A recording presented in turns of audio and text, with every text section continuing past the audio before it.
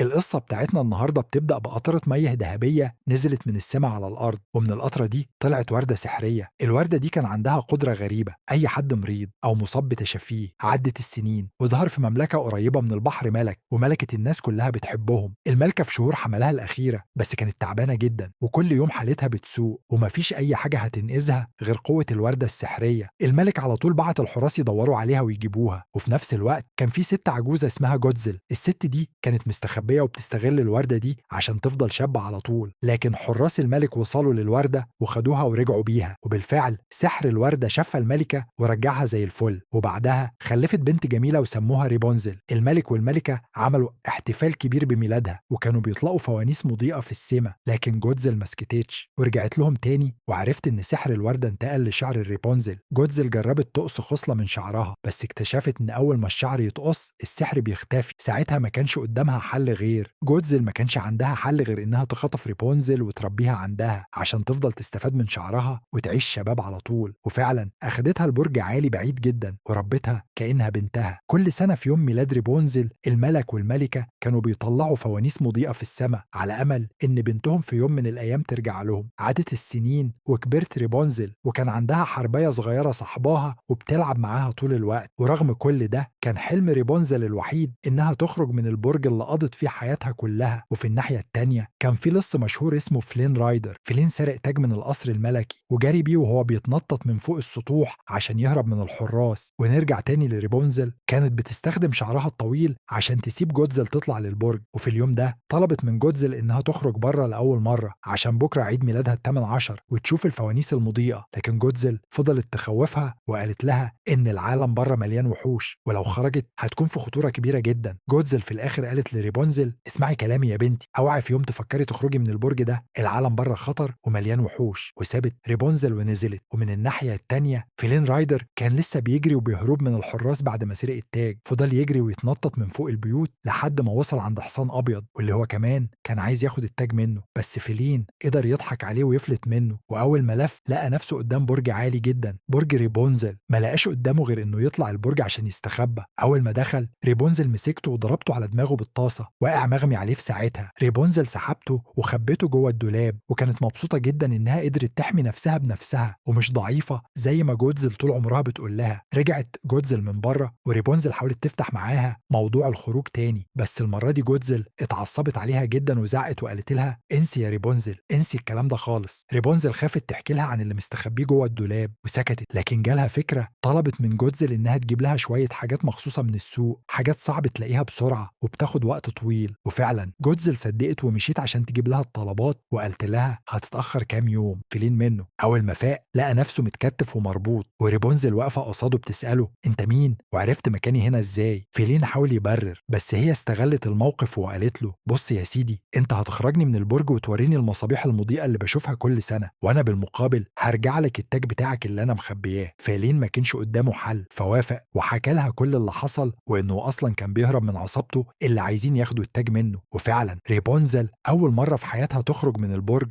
كانت مبسوطه جدا وحاسه انها اخيرا حره. وفي نفس الوقت الحصان الابيض كان لسه بيدور على فلين، ولما شاف صورته مقطعه اتاكد ان فلين قريب. نرجع لجودزل. اول ما رجعت وشافت الحصان عرفت ان في حد دخل البرج. جريت بسرعه وطلعت تنادي على ريبونزل بس محدش رد. دخلت من الباب السري وفضلت تدور لحد ما اكتشفت ان ريبونزل مش موجوده. ساعتها اتصدمت جدا ولقيت التاج وصوره لفلين رايدر، ومن هنا فهمت ان ريبونزل هربت معاه. اما من الناحيه التانيه فلين كان واخد ريبونزل لمطعم مليان مجرمين، واول ما المجرمين شافوه كلهم قاموا عليه وعايزين يسلموه للسلطات عشان المكافاه الكبيره اللي محطوطه على راسه. المجرمين كلهم قعدوا يتخانقوا على مين اللي هيسلم فلين وياخد المكافاه، لكن ريبونزل قدرت تسيطر على الموقف واقنعتهم ان لازم يسيبوه عشان هو الوحيد اللي هيقدر يوصلها للمصابيح. وفجاه الجو اتغير، وبدل ما كانوا هيأذوهم قعدوا يغنوا ويرقصوا معاها، وكل واحد فيهم بدأ يحكي لها عن حلمه وأمنيته. بس ما لحقوش يفرحوا إلا والحراس دخلوا ومعاهم العصابة اللي كان فلين شغال معاها قبل كده. المجرمين وقتها وقفوا جنب ريبونزل وفلين وساعدوهم يهربوا، لكن الحصان كان لسه متعقب أثر فلين وفعلا لقاهم وبدأ يتخانق معاه. ريبونزل تدخلت وأنقذت فلين وخلته يتشبك في شعرها الطويل، وهربوا هما الاتنين. جروا لحد ما وصلوا كهف واستخبوا جواه، بس المشكلة إن المياه بدأت تدخل وتعلى عليهم وكانوا خلاص هيموتوا وغرق. في اللحظة دي الاتنين خافوا جدا وقعدوا يبوحوا ببعض باعترافاتهم. فلين قال لها أنا اسمي الحقيقي يوجين، وريبونزل اعترفت له إن شعرها فيه سحر. وبعدين جات لها فكرة، بدأت تغني وشعرها نور ولمع في الضلمة لدرجة إن الكهف كله اتفتح بنور غريب. يوجين اتصدم من اللي شافه لأول مرة في حياته، ومن نور شعرها قدروا يلاقوا طريق يخرجوا منه، وفعلا نجحوا وخرجوا من الكهف. بس يوجين كان لسه متفاجئ ومش قادر يستوعب اللي حصل. الموضوع رجع لمامتها الشريرة، راحت للمجرمين اللي كان رايدر شغال معاهم قبل كده وسلمت لهم التاج وقالت لهم اللي أحلى من التاج إنكم تنتقموا من رايدر نفسه. نرجع تاني لرايدر، إيده كانت متعورة بعد ما خرجوا من الكهف. ريبونزل بدأت تعالجه بشعرها السحري. وقتها اعترفت له إن شعرها أول ما يتقص بيخسر لونه وقوته السحرية، وعشان كده عمرها ما نزلت من البرج ولا قصت شعرها. رايدر كمان قعد يحكي لها عن مغامراته اللي عاشها، والاتنين قعدوا يتكلموا مع بعض طول الليل، ومع الكلام والضحك باين عليهم إنهم بدأوا يعجبوا ببعض. وبعد شوية رايدر قام عشان يجيب شوية حطب للنار اللي كانت هتطفي، لكن في اللحظة دي مامتها ظهرت فجأة ورجعت لها وحاولت تقنعها إنها ترجع معاها البرج. ريبونزل رفضت وقالت لها إنها مش هترجع. مامتها بدأت تلعب بعقلها وقالت لها رايدر مش بيحبك، هو عامل كل ده عشان التاج، وأول ما ياخده هيسيبك ويمشي، كل اللي بينكم ده وهم. وبعدين اديت لها التاج ومشيت، وهي سايبة ريبونزل واقفة محتارة ومتلخبطة بكلامها. ولما رجع رايدر من تاني مامتها كانت بتراقبهم من بعيد ومعاها العصابة اللي كان شغال معاهم زمان.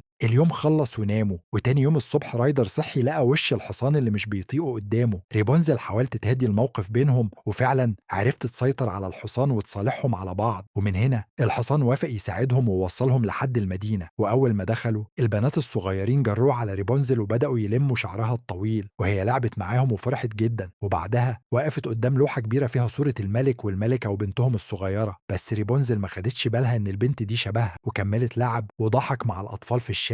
بعدها يوجين خدها على مركب عشان يحقق لها حلمها ويوريها المصابيح. وفي نفس الوقت في القصر الملك قاعد حزين لأنه عدى 18 سنة وبنته لسه ما رجعتش. ريبونزل كانت في قمة سعادتها وهي شايفة المصابيح بعينيها لأول مرة، وفرحت أكتر لما يوجين جاب لها مصباحين عشان يطيروهم سوا. وفي اللحظة دي ريبونزل اعترفت له وقالت بص أنا معايا التاج وممكن أديهولك لو عايز. يوجين بص ناحية الشاطئ لقى العصابة واقفة مستنياه، فبسرعة قال لها استنيني هنا، أنا هروح أخلص الموضوع ده وراجع لك. رايدر فعلا راح للعصابة وهو ناوي يديهم التاج ويخلص، بس اتفاجئ انهم بيقولوا له احنا مش عايزين التاج، احنا عايزين البنت اللي شعرها فيه سحر. وفي الوقت ده ريبونزل كانت قاعدة في المركب قلقانة وخايفة، وكلام مامتها بيرن في دماغها رايدر هياخد التاج ويسيبك. العصابة راحت لها وقالوا رايدر اخد التاج وهرب وسابك لوحدك. ريبونزل ما كانتش عايزة تصدقهم، لكنهم خلوها تتفرج عليه وهو راكب مركب وبايع التاج وماشي بعيد. ساعتها قلبها اتكسر وحست ان كل كلمة مامتها قالتها طلعت صح. قبل ما العصابة تخطفها مامتها ظهرت فجأة وبمنتهى السهولة أنقذتها، واللي طلع إن الخطة كلها كانت من تدبير مامتها من الأول. ريبونزل ما كانش قدامها اختيار واضطرت ترجع معاها البرج مكسورة ومخنوقة فاكرة إن رايدر خانها. في الناحية التانية رايدر اكتشف إن العصابة ربطوه في المركب وحطوا معاه التاج وزقوه نحو قصر الملك. أول ما المركب وصل الحراس مسكوه فورا. أما ريبونزل وهي قاعدة في البرج